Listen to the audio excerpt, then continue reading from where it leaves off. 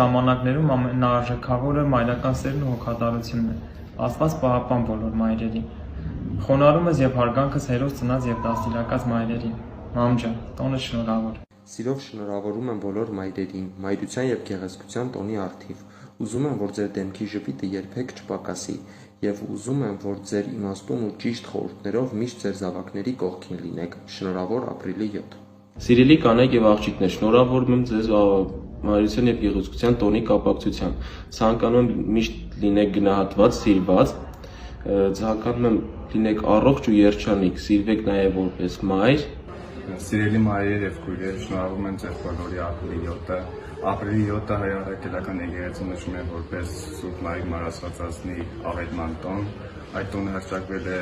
մայրերի և մայրության տեգրանին սպասող կանանց օրհնության օր։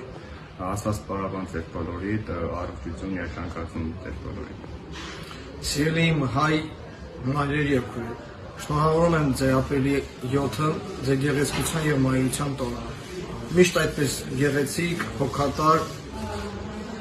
լավ ազնվորություն եք։ Դաստիարակեք այնպիսի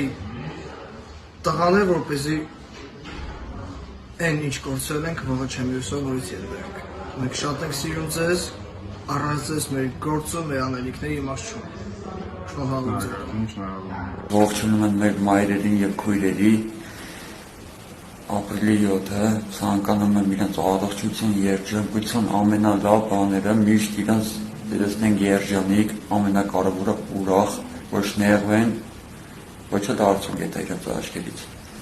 Միշտ իրանք պետք է երջանիկ լինեն։ Ու մեր գլխից էլ ամենակարևորը անպակաս լինեն։ Սա ևս մեկ առիթ է արժևորել բոլոր մայրերին, զինվորների մայրերի գլխավորությամբ ցանկանում եմ շնորհավորել ձեզ, ցանկանալով բարեկեցություն, երջանկություն և երկար տարիների կյանք։ Մամ ջան, տոնդ շնորհավոր։